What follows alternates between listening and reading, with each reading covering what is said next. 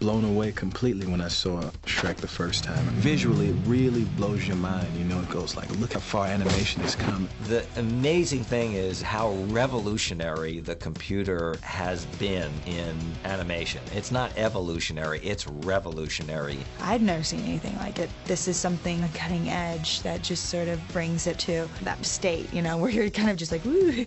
I've never seen anything like it before. I don't think anybody has. I think it's a completely new experience.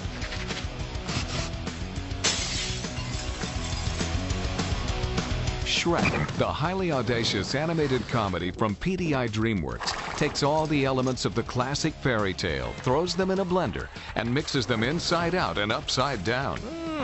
Now I really see what's going on here. The amazing fairy tale world of Shrek was born out of an extraordinary union. Hundreds of computer technicians and traditional artists working together to realize a very specific artistic vision. In computer animation, everything must be created from scratch. Characters, sets, camera movements, lighting, and visual effects all begin in the minds of the artists. But before the first frame of animation, actors must breathe life into the characters. But thy deed is great, and thine heart is pure. I am eternally in your debt. One day, somebody called me up and said, hey, you want to do Shrek? What's that? It's an animated movie that they're doing at DreamWorks, and I was like, yeah, that sounds like fun. And where would a brave knight be without his noble steed? That's one of the reasons why I like doing them, because my kids really get into them. I had explained to them that it was, you know, and Daddy was playing a jackass in it, and they were like, what? And it's Daddy and an ogre and a princess, so they were pretty well primed for it. That's what I like to hear, man. Shrek and Donkey, two stalwart friends off on a whirlwind big city adventure. I love it. Shrek is a big, green, disgusting, oafish character, which is why I'm sure they cast me. You were expecting Prince Charming? And he just wants to live a really happy life on his swamp. And then one day, a whole bunch of fairy tale creatures arrive. Hey! Oh, no, no, no, no. Dead girl, off the table! They've been sent out of this magical kingdom by Lord Farquaad. It's everybody from the Three Little Pigs to the Pied Piper and the Three Little Bears and Little Red Riding Hood. What? And on and on and on. All of these wonderful classic fairy tale creatures. I'm not a puppet. I'm a real boy. It has a great fun time of kind of being a little bit irreverent to these wonderful stories that we've all grown up on. I'm a terrifying ogre! What do I have to do to get a little privacy? Oh, no. So Shrek strikes a deal with Lord Farquaad that if he will go and rescue this princess, Lord Farquaad will remove the fairy tale creatures from Shrek's swamp and give him back his isolation. Shrek has a sidekick named Donkey, who is in fact a donkey. And at first, Shrek finds Donkey very, very irritating. Ah! Oh, wow. That was really scary. And if you don't mind me saying, you definitely need some Tic Tacs or something, because your breath stinks. He's just got this kind of wonderful persistence that finally cracks through Shrek's shell. You gotta let me stay, please! Okay, okay. But one night only. Ah, thank you! Ah! What do you do? Oh, No! this is gonna be fun. We can stay up late, swapping manly stories, and in the morning, I'm making waffles.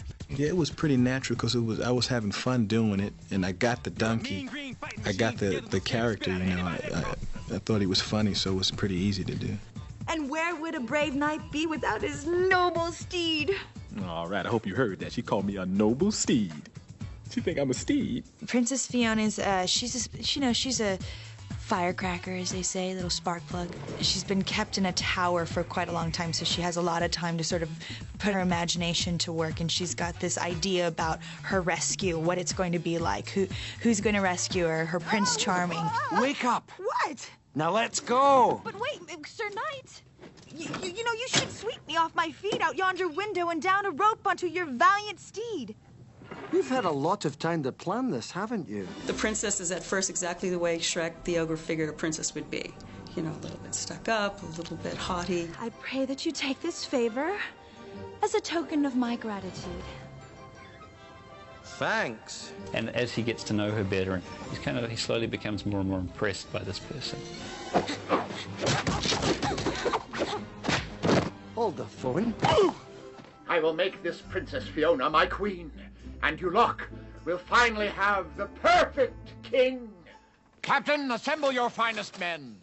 We're going to have a tournament. John has got such an incredible repertoire of characters that he has done over the years, and he is just an incredibly gifted actor. And John as a villain in a comedy is a riot.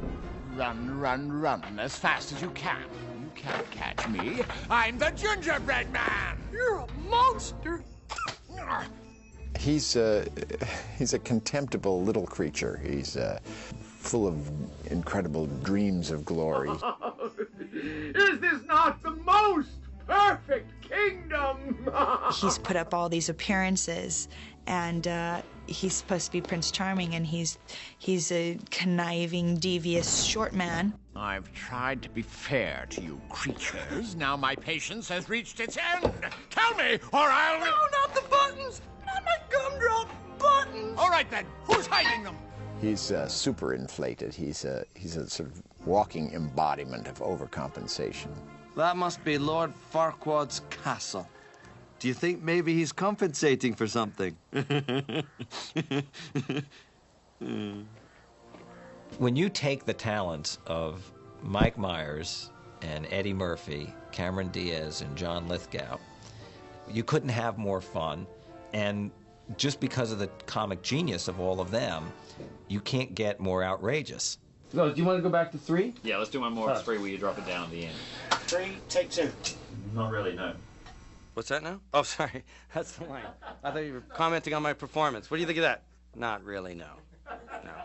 I didn't know what to expect. I had no idea. I never knew anything about the process. They said Eddie Murphy and Mike Myers were going to be in the movie, so I expected to sort of walk into a room with the 2 guys there and us be like, doing our lines off one another.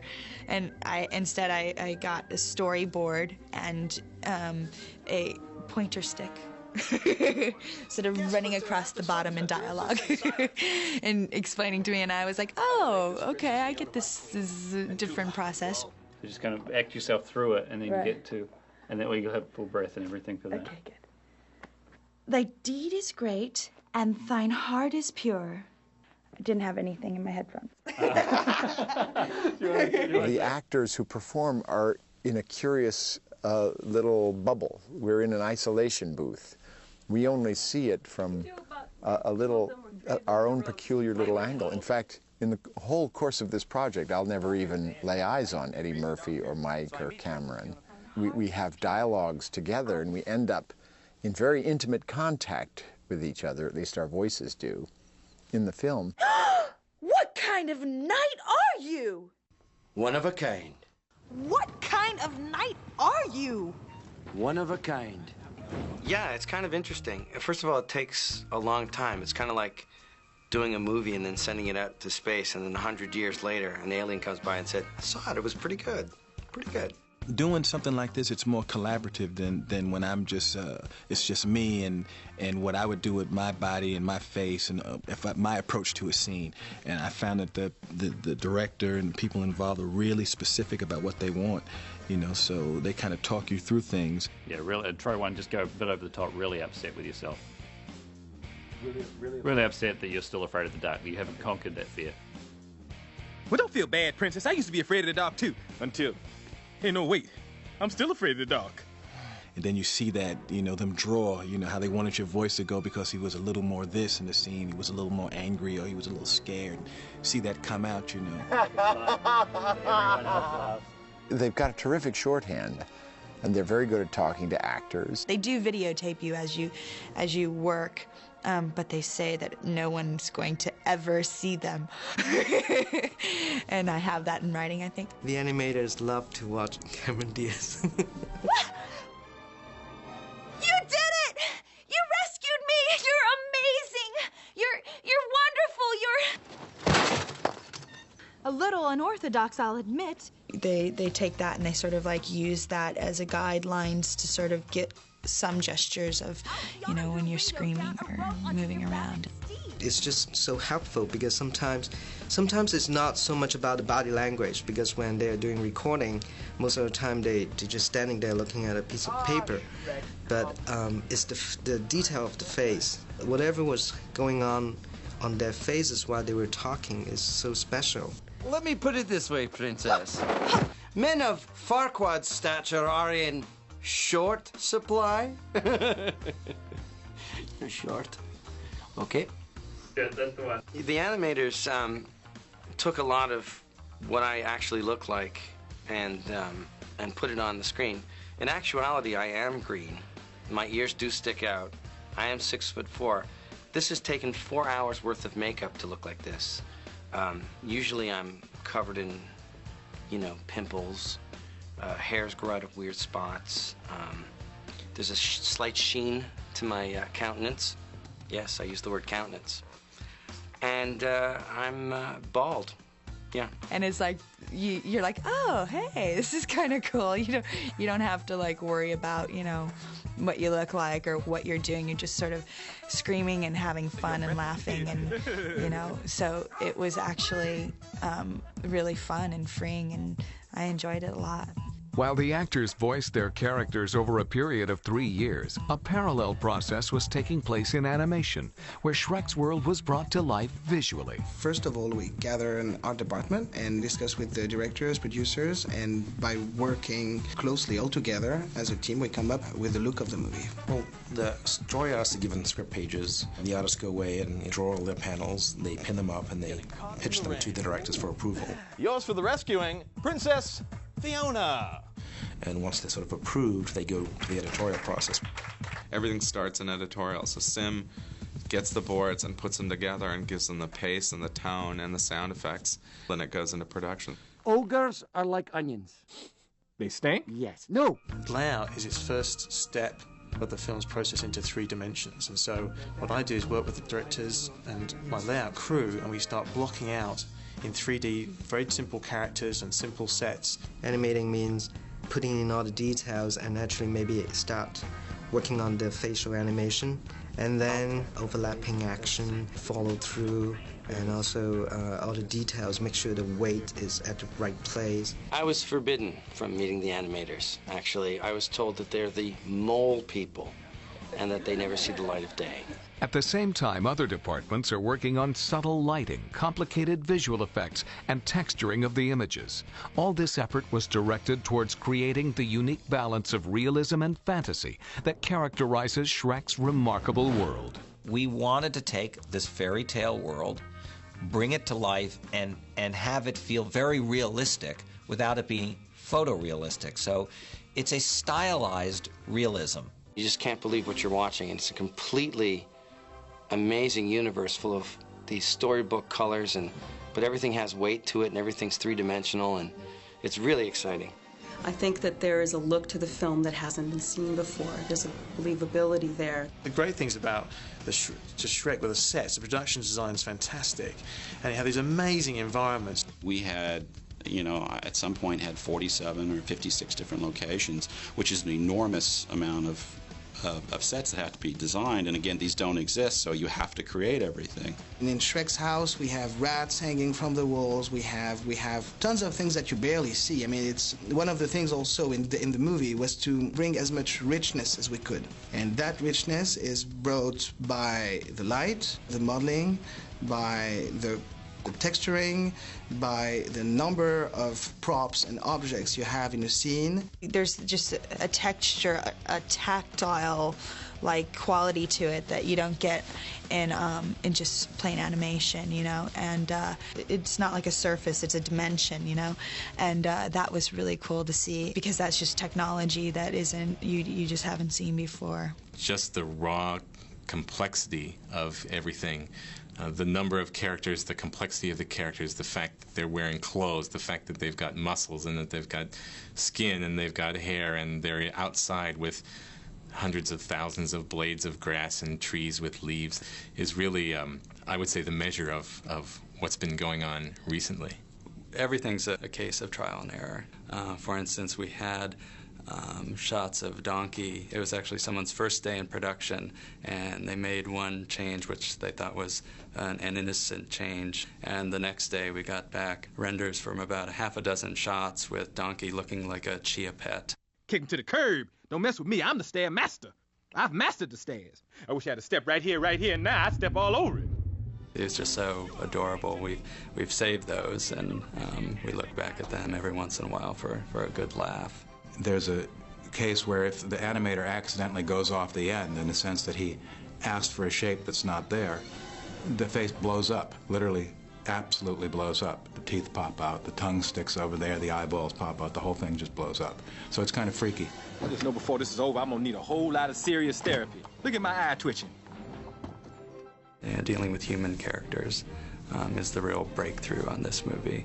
I mean, there have been 100% animated, computer graphic generated films, but they haven't taken human-like characters and sustained a story for a whole feature length. One day they won't even need actors, you know. They won't even need them. It's like it's just the depth to it, you know. Just this three-dimensional.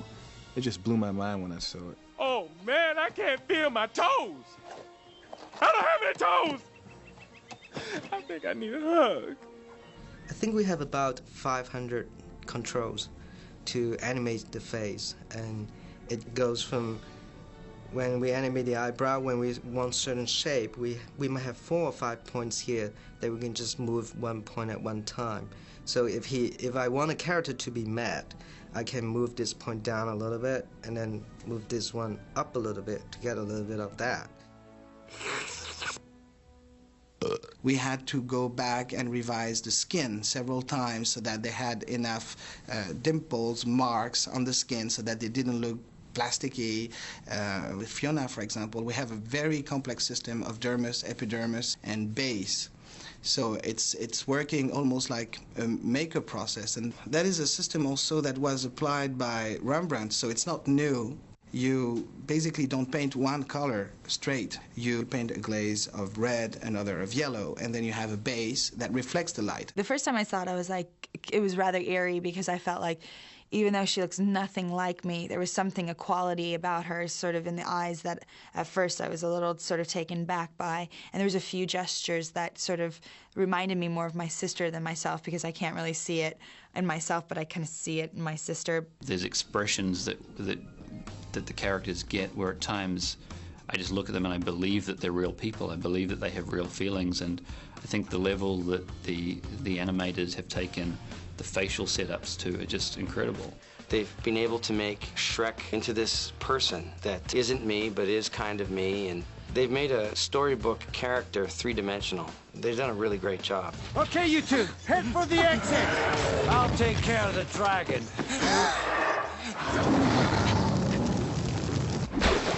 Water, fire, mud. These are like the most difficult elements to bring to life in an animated movie, to actually create them and make them believable and plausible. Stuff that we see all the time and obviously take for granted, but in CG it's a whole nother story. And to make it believable, and not photoreal, because again, it's not what the story called for, but to make it believable as part of the world that we're creating. Oh, you can't tell me you're afraid of heights. No, I'm just a little uncomfortable about being on a rickety bridge over a boiling lake of lava. Having the dragon's keep surrounded by a moat of lava was a choice to make it, that much more threatening and imposing. Just keep moving, and don't look down. Shrek, I'm looking down! To do the lava, we created spurts that would look interesting, and then on the surface of the lava is what we call a height field, which is basically a grid that you make go up and down in certain places, and that gives you a fluid-like looking surface. And then we brought it into some programs that we have in order to make the texture on the top feel like it's swirling around.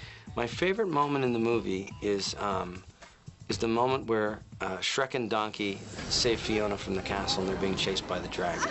Hi, princess! It talks! Yeah, it's getting them to shut up, that's the trick! The animation is amazing. You see them being chased by this big ball of fire, and every turn in this movie is amazing because there's a new visual effect that just blows your mind.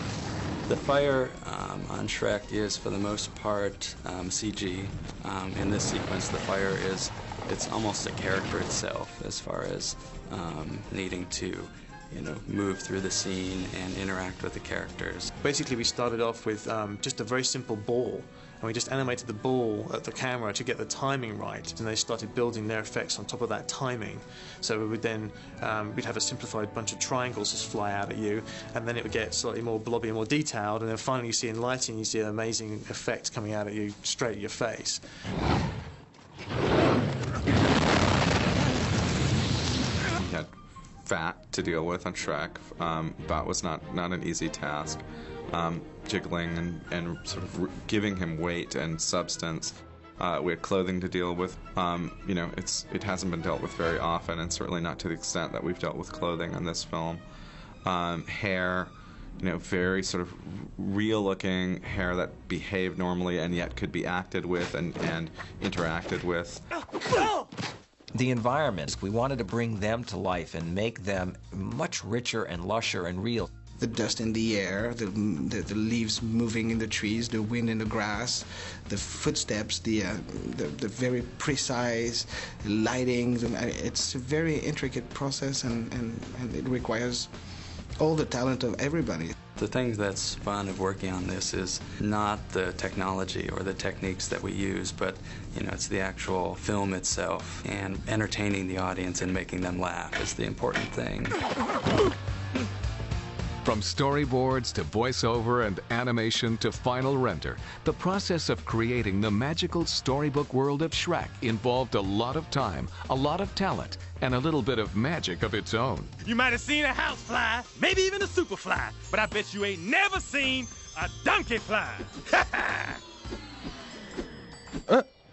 It's such a complex process. Everything is so intricate, effects-wise, lighting-wise, modeling-wise, that it's a mix of an incredible team of talent. The movie, as you see it, is far beyond our wildest dreams. Shrek is such a brilliant character. It was a wonderful idea to take that and expand it into something which can be a great classic. I think the story itself just has a great message of saying how important it is to sort of not judge people for the way that they look, but to see people for who they truly are. Oh, that's beautiful. I didn't know you wrote poetry. So that's a sweet little message, that you should love yourself for who you are, and, beauty is on the inside, not on the outside. And if you're beautiful on the inside, that makes the exterior beautiful. The thing that I feel about the movie more than anything else is how funny it is. It's full of discoveries and full of wonderful character moments. It's got a tremendous heart to it. Beautiful acting and comedic moments out of this extraordinary cast. Wow. Only a true friend would be that truly honest. The writers have done a great job of creating an amazingly fresh, new world with really funny bad guys and really cool sidekicks, and I'm very honored to be part of it. It's very cool, I have to say. Oh, come here, you. All right, don't get all slobbery. No one likes to kiss ass.